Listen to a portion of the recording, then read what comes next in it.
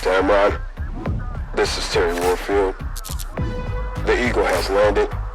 I repeat, the Eagle has landed. Stand by for further instruction. What up, y'all? Terry Warfield, y'all. Hope you're having a good day in these horrible times. But anyways, if this is your first time here, big fat welcome to you. And if you're part of the fam, you're part of the squad, you came back, make sure you drop a hashtag up in here. So I know you've been in the comments. Sorry, my kids are in the background. Before we move forward, I got to do a quick family check. You already know how I get down. Currently, we're at 9,287. Ooh, 88 people up in the squad and the family. I appreciate each and every one of you. I got to ask a real quick favor. Make sure that you like this video, and also if you haven't subscribed, do it now, man. Those two things really tell the algorithm that, hey, Terry's videos are dope. Let's continue to push them. And now that that's out the way, as you saw, it's time to get into the meat and potatoes. Today we have the Tamron 70 to 180. Let me read the designation. 70 to 180 millimeter F2.8 Di3 VXD. Tamron sent this lens to me to test out. No, this is not a sponsor review. No, they did not pay me, because I know some of you in the comments will be like, oh, Terry was paid for this review. No, it wasn't. Now, this lens launches officially in about 2 weeks. You can pre-order it now. Cost is $1,199, and you probably want to know what you get for that kind of money. Now, a few prerequisites I got to throw out there. I don't have any other telephoto zoom lenses to compare this with. So a lot of you will ask, oh, well, how does this compare to the 70-200 G Master? Well, I don't know, because I don't have one. The only thing I can do is kind of depend on other people's videos who do have both, and some of my opinions will come from that because they are trusted sources. I can only give you my initial impressions of the Tamron 70 to 180, and it's about to get real because I got a lot to say about this lens. The first thing we're going to do is talk about the specs. Okay, no, we're not going to talk about the specs, but what I will do is put the specs on the screen for you, so here they are. Did you finish reading yet? Okay, so if you want more detail than that, I have put the link to Tamron's website in the description. You can go there and get all the nitty-gritty details for yourself. Moving forward to the build construction, I want to spend some time on this. All right, now let's talk lens construction, size, and all this stuff. As you can see, this is a pretty substantial lens, man. I'm not gonna lie. I know compared to like the Sony 70 to 200 G Master, this thing is not that big, comparatively speaking. However, it is pretty big. It is pretty hefty. You will notice it on your freaking camera. However, it's not so big that you get like fatigued easily while using it. Now, one of my favorite things about this is the lens cap. First of all, this is just so satisfying. Like, I hate cheap feeling lens caps, and this one does not feel cheap at all, and it fits flush even while the lens hood is on there. Now, that is one of my favorite things. While the lens hood is mounted, I can still put this on and off without having to remove the lens hood. And then watch this. Even if I remove the lens hood while the lens cap is on, voila, it doesn't require you to take the lens cap off. I freaking love that about this lens. 67mm filter thread. You'll immediately notice that the barrel is actually wider than 67mm. It tapers at the top down to 67mm, and I feel like a lot of manufacturers need to take note of that because most people want 67mm filter threads. Now, moving on to the barrel, typical Tamron, no frills barrel. Very, very simplistic. You do have a lock switch right here. However, you can only lock the barrel at 70mm. Doesn't work at any other focal range. However, this is a good thing to have. So like if you got your camera slung over your shoulder or you got it in the bag, you don't want your zoom lens extended by mistake. So having this lock here is pretty dope. Now, of course, in typical Tamron fashion, focus ring is at the back instead of the front. Zoom ring is at the front instead of the back. And when you zoom in, this is 180mm right here. It doesn't really extend a whole lot. You know what I'm saying? I've seen way worse than this. And then this is, like I said, the focus ring back here. I have a hard time with all focus by wire systems getting like accurate focus pulls, but thankfully I don't do that much anyways. Now, moving on to the back, weather seal gaskets back here, and it's got weather seal gaskets all throughout the body. Again, really sturdy end cap. Yo, I'm really impressed with the build quality. It is all plastic. It doesn't feel cheap. I do think there's some aluminum up here because there's screws around the top of the barrel, but like I said, it doesn't feel cheap. Is it the most premium thing out there? No, but remember, this thing is only $1,199. To get all of this amazing optical performance and everything in this lens, you know, you can't expect the most premium of construction. However, even with that, this is very heavy duty, Feels real good in hand. Let's get out of here.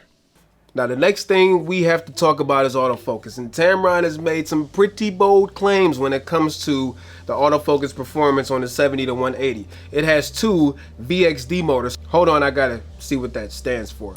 Voice Coil Extreme Torque Drive. In other words, there are two VXD motors in here working simultaneously to move all of this glass in here back and forth at, hold on, Tamron's claim, and I quote, while operating faster than ever before, the drive also maintains positional accuracy down to 0.005 millimeters, less than 1/10 of the width of a human hair. I don't know if that is 100% accurate. I'm gonna take their word for it, but what I can tell you, the autofocus on this lens is ridiculously fast and accurate, I gotta add. Now, I haven't had a chance to get out there to do like any sports type of testing. I know a lot of people who get these type of lenses do sports and stuff like that, so unfortunately I disappointed you there. Well, I mean, everything is closed. All the sports is shut down, so I haven't had a chance to test that out. But what I will say, when doing focus pulls back and forth, no matter what focal distance we are at, it responds immediately. And the only time I've had any trouble with the autofocus on this lens was when I was trying to take pictures of my dog and didn't really realize I was inside the minimum focus distance, which we got to talk more about that in 1 second. But that was literally the only time. All the other instances that I've used this, I used it on a photo shoot yesterday. It was fast, accurate, precise, dependable. It really reminds me of Sony's dual linear XD autofocus system. They feel the same. They're both real fast, silent, accurate. Like, I can't say enough good things about the autofocus performance on this lens. Now moving on to image quality. Typically, I am a prime user type of guy. I like faster primes. I appreciate the faster apertures, plus the sharpness and clarity that you typically get with prime lenses. In my experience over all of these years, I've never been happy with the quality of super zooms because, you know, you have to trade something to get all of this focal length and reach, especially with a constant f2.8 aperture. I have to say, so far, I am blown away by how sharp this lens is. This thing really rivals, I'm not saying better than, but it rivals some of my prime lenses when it comes to sharpness and clarity, and that to me is mind blowing. Now, as you see with some of these samples, the rendering of the lens, even at f2.8, is crazy sharp, man, and the background areas look really, really good. Now, I have found for me at 135, this lens is about its sharpest. That's not to say that at 70 millimeters that is soft, but at 135, it is definitely more sharp. Now, as far as the background or bokeh out of focus areas, I'm actually very surprised with how good the background blur looks from this lens. Obviously, if you're shooting into foliage and fences and stuff like that, things can get a tad busy, but that happens with any lens. But overall, I'm very surprised at how smooth and creamy the background area looks. At 2.8, the bokeh balls are nice and round, but overall, I'm very pleased so far with the out of focus area render. And there are two other things I want to touch on real quick. This lens has a special kind of macro mode. Once you go in manual mode at 70 millimeter, the minimum focus distance is only 10.6 inches. So what that means is at 70 millimeters, that you can take some very, very creative shots. And the center of the frame is extra sharp, but right outside the center, things blur out very quickly, and it gives you this kind of surreal, dreamy look. The last thing I want to talk about is the lack of stabilization. Yes, we got to talk about it. This lens has no stabilization. So what that means is you are in for a real headache, especially while using a lens like this at 180 millimeters. Now, this is not just the Tamron. This basically goes for any camera lens body combination where you have longer telephoto ranges with no stabilization. What ends up happening is when you zoom in, all of your little movements are magnified, and if there's no camera body or stabilization in the lens, which is typically better in the lens than the camera, there's nothing to smooth that out. Now, Sony cameras do a decent job of smoothing out a lot of those bumps and stuff like that, but it's definitely better to have some stabilization than no stabilization. So that's definitely something that you need to think about when pre-ordering one of these, is the lack of stabilization. Should they have put stabilization in the lens? Sure, they should have. However, you got to remember how cheap this thing is, and I use the term cheap lightly because it's not a cheap lens, but comparatively speaking to the Sony 70-200 f2.8 G Master, yes, it is very, very cheap. So if they would have included stabilization, we would have been paying $300 or $400 more